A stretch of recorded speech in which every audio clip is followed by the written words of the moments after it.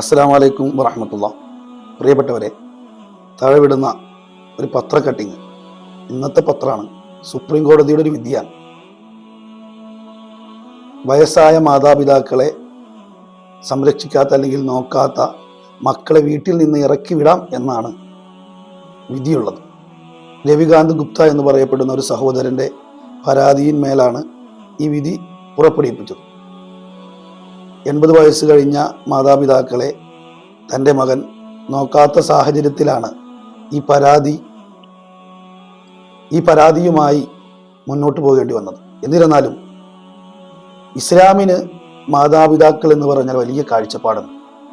പരിശുദ്ധമാക്കപ്പെട്ട ഖുർആനും ഹദീസും വ്യക്തമായി തന്നെ നമുക്കത് പറഞ്ഞു തരുന്നുണ്ട്.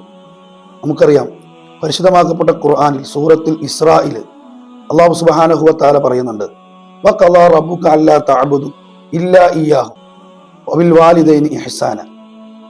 അള്ളാഹു വിശ്വാസികളായ ആളുകളോട് പറയുകയാണ്, അല്ലാ തഅബുദു ഇല്ലാ ഇയ്യാഹു, അള്ളാഹുവിനെ അല്ലാതെ എന്ത് ചെയ്യരുത്, നിങ്ങൾ ആരാധിക്കരുത്. അതിനൊരു ചേർത്ത് തന്നെ അള്ളാഹു പറയാണ്, വബിൽ വാലിദൈനി ഇഹ്സാന, നിങ്ങളുടെ മാതാപിതാക്കൾക്ക് നിങ്ങൾ കരുണ ചെയ്യുകയും ചെയ്യുക എന്നുള്ളതാണ്. അള്ളാഹുവിനെ പറഞ്ഞ് അതിനോട് ചേർത്ത് തന്നെ അള്ളാഹു സുബ്ഹാനഹു വ തആല മാതാപിതാക്കളെ പറയുകയാണ്. അത്രയും വലിയ സ്ഥാനമാണ് മാതാപിതാക്കൾക്ക് ഇസ്ലാമിൽ ഉള്ളത്. അല്ലാഹു സുബ്ഹാനഹു വ തആല വേറൊരു അധ്യായത്തിൽ പറയുന്നുണ്ട്, നിങ്ങൾ മാതാപിതാക്കൾക്ക് വേണ്ടി ദുആ ചെയ്യണം. എങ്ങനെയാണ് ദുആ ചെയ്യേണ്ടത്? റബ്ബി റഹംഹുമാ കമാ റബ്ബയാനി സഗീറ. പടച്ചോനെ, എൻ്റെ മാതാപിതാക്കൾ എന്നെ ചെറുപ്പത്തിൽ വളർത്തിയിട്ടുണ്ട്, ഒരുപാട് കഷ്ടപ്പാടുകൾ അനുഭവിച്ചിട്ടുണ്ട്, ഒരുപാട് പട്ടിണികൾ കിടന്നിട്ടുണ്ട്, ഒരുപാട് ആളുകളുടെ മോശമായ വർത്തമാനങ്ങൾ അവർ കേട്ടിട്ടുണ്ട്. റബ്ബേ, നീ അവർക്ക് പുറത്തു കൊടുക്കണേ എന്ന് അവർക്ക് വേണ്ടി ദുആ ചെയ്യണമെന്ന് അല്ലാഹു സുബ്ഹാനഹു വ തആല നമ്മോട് കൽപ്പിക്കുകയാണ്. എൻ്റെ പ്രിയപ്പെട്ടവരെ, ഈ വലിയ താക്കീതുകൾ നമുക്ക് നൽകപ്പെട്ടിട്ടുണ്ടെങ്കിലും പല മാതാപിതാക്കളും സുരക്ഷിതരല്ല എന്നുള്ളത് നമുക്ക് വേദന ഉണ്ടാക്കുന്ന വാർത്തയാണ്. ഇതുപോലുള്ള പത്രക്കട്ടിങ്ങുകൾ വരുവാനുള്ള കാരണം മാതാപിതാക്കളെ മക്കൾ ശ്രദ്ധിക്കുന്നില്ല എന്നുള്ളത് അതൊരു നഗ്നമായ സത്യമാണ്, യാഥാർത്ഥ്യമാണ്. നമുക്കറിയാം, നമ്മുടെ പരിസര പ്രദേശങ്ങളിൽ മാതാപിതാക്കൾക്ക് വലിയ പീഡനങ്ങൾ അനുഭവിക്കുന്നുണ്ട്.